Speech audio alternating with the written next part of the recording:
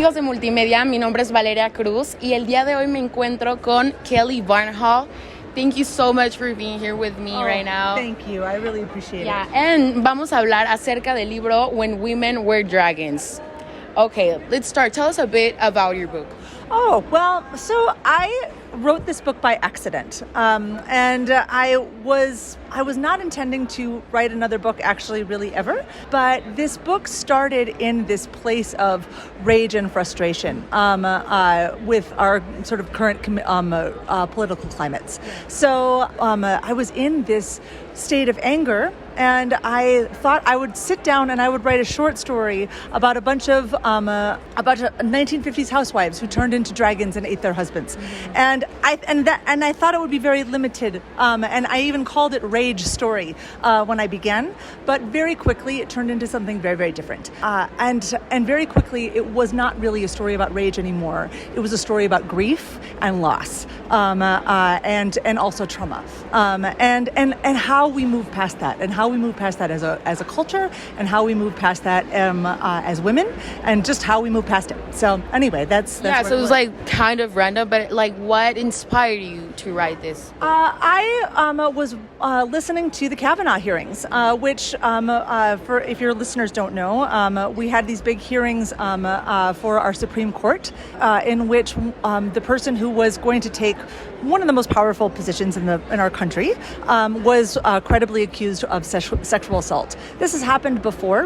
It happened when I was a teenager, and I was listening to the hearings in the car with my daughter, who was also a teenager. So here we were in the exact same place, and I just felt like I was turning into a supernova, is what I felt like. And so I sat down and thinking I was going to write a short story. And most of my books I write longhand. This one I didn't, because it came out so quickly. And it came out in 3 big chunks of text that then I had to sort of weave together. I wrote it in a different way. It feels very different from a lot of my other books.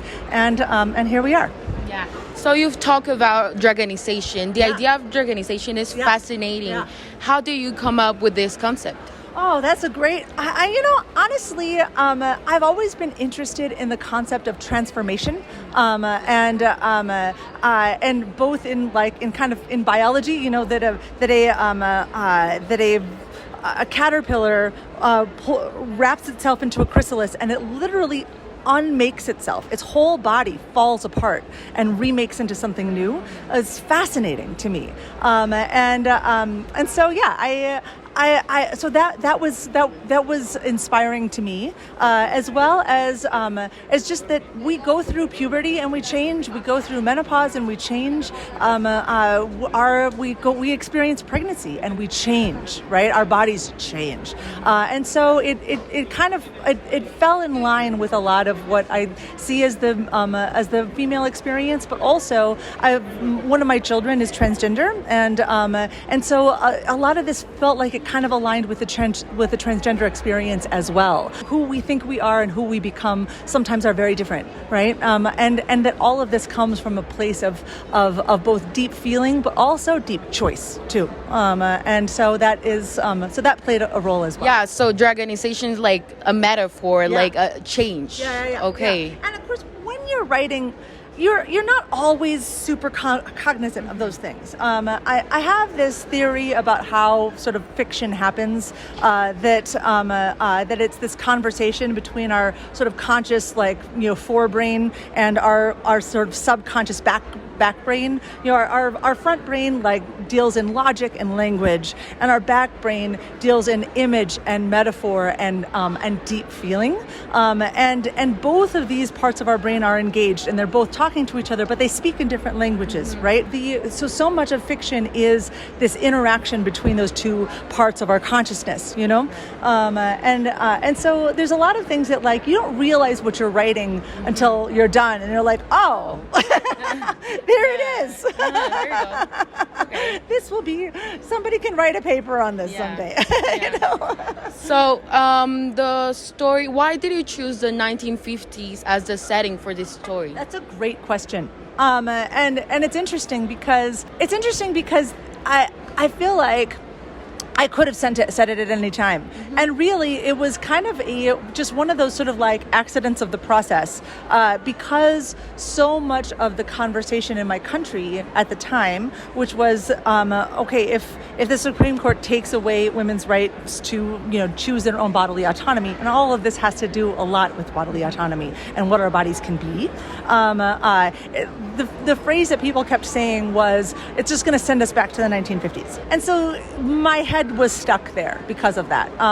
Really, I could have said this at any time, but sometimes like if those are the materials that the story starts to come out with, well, you just sort of roll with it, And you talk about how this book deals with rage and love. Yeah. How do these emotions shape the characters? Oh, really great question. So the thing about women and anger and women and rage, that a lot of times we are socialized to really tamp those feelings down, and that's problematic.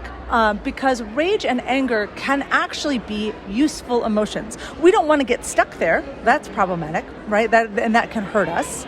But experiencing rage as a process that has a beginning and a middle and an end, it is kind of a transformational experience, right? It's like a refiner's fire, and we come to the other side of that with a lot of the sort of unnecessary details kind of burned away, and we get to the essence of the thing.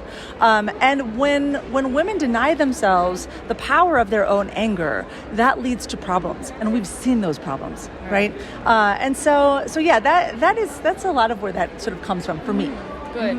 And how did writing this book differs from your previous works, such as The Girl Who Drank the Moon? Right. So first of all, as I said, I wrote this in a very different way. And all of my previous books, they all were written longhand, and then recreated from memory from that. And I have my whole notebook. I cover it with notes and Post-it notes, and it's this very sort of like interactive process. This was very, very different. And also just the fact that it is an older character. And it also, and I will say to anybody who will listen, nobody ever listens to me, but that this isn't a novel at all. It's a memoir. And granted, it's a memoir of a character that doesn't exist in a world that doesn't really exist, but who cares? It still is a memoir. It's written as a memoir and exploring, because a memoir explores, how memory shifts based on like how we get new information and also our relationship with the past events change. Mm-hmm. And so I was interested in sort of like how the mechanics of memory.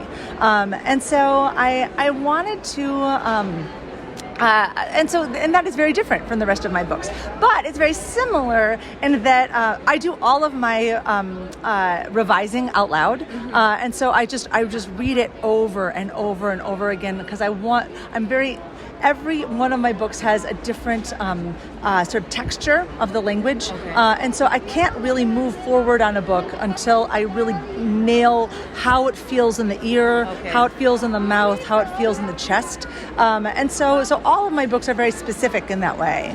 And this one is, I think, probably my biggest departure. This is the first time I wrote in the first person, for example. Oh. So, yeah.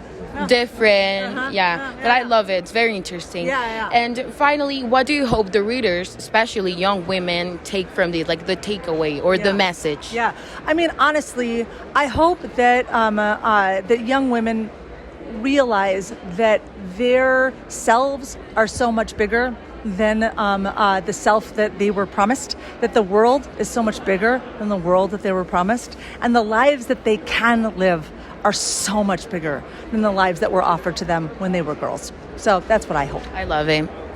Thank you. Bueno, muchísimas gracias, Kelly. Thank you so much. Ya saben, multimedia, no se lo pierdan, este libro está increíble, ya escuchamos a Kelly, está fantástico, entonces no se pierdan de este libro. Thank you so much, Kelly. Gracias, I really appreciate it, you're wonderful. Thank you very much. Y ya saben, soy Valeria Cruz con imágenes de Raúl Soto.